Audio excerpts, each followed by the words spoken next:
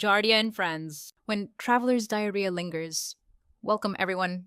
Today, we are discussing a scenario many clinicians and unfortunate travelers know too well. A patient returns from a camping trip or an international vacation with traveler's diarrhea, but instead of resolving in a few days, it lingers. It's persistent, it's uncomfortable, and quite frankly, it smells terrible. When bacterial cultures come back negative, we have to look for the intestinal flagellates, specifically the most common culprit, Giardia duodenalis, also known as Giardia lamblia or intestinalis. The star of the show, Giardia duodenalis. Let's start with the biology.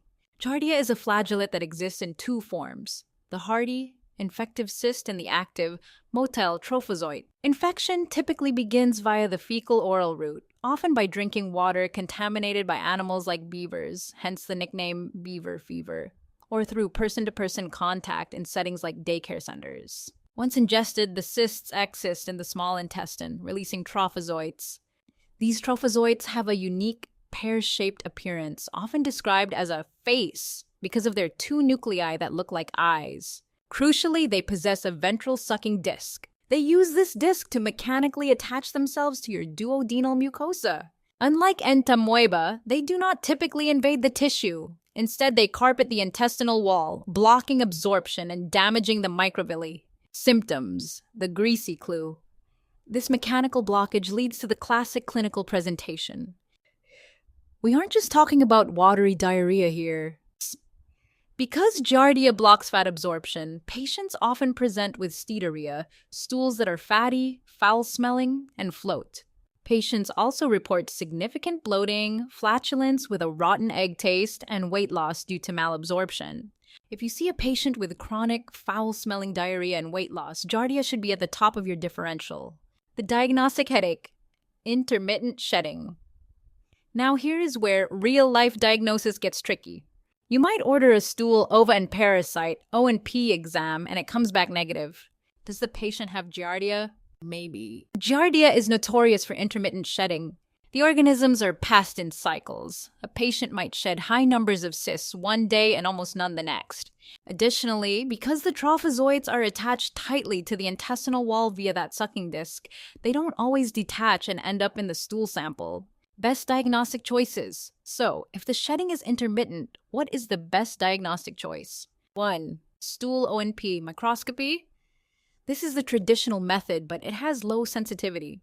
Because of intermittent shedding, a single negative stool sample is insufficient.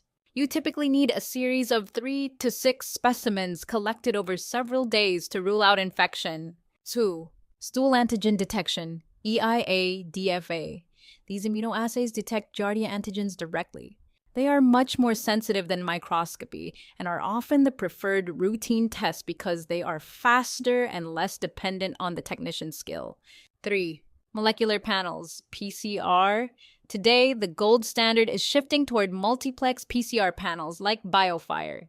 These detect Giardia DNA with extremely high sensitivity and specificity, and they can screen for Cryptosporidium and entamoeba at the same time. If you have a difficult case, this is often the best path, the friend, Entamoeba fragilis. Before we finish, we must mention a friend, often found in similar scenarios, Entamoeba fragilis. Although it moves like an amoeba, it is genetically classified as a flagellate. The connection. It is distinct because it lacks a known cyst stage and is often transmitted via helminth eggs, specifically those of pinworms, Enterobius. If you find Entamoeba in a child, check for pinworms too. Diagnosis. It is very difficult to see on a wet mount. You almost always need a permanent stained smear, like trichrome, to visualize its fragmented karyosome nuclei, or a PCR test. Summary to wrap up. When diarrhea persists and is characterized by fat malabsorption, steatorrhea, suspect flagellates. Remember that Giardia sheds intermittently, so a single negative microscope slide proves nothing. Utilize antigen or PCR testing for a definitive diagnosis, and don't forget to consider Entamoeba if the clinical picture fits, but Giardia tests are negative.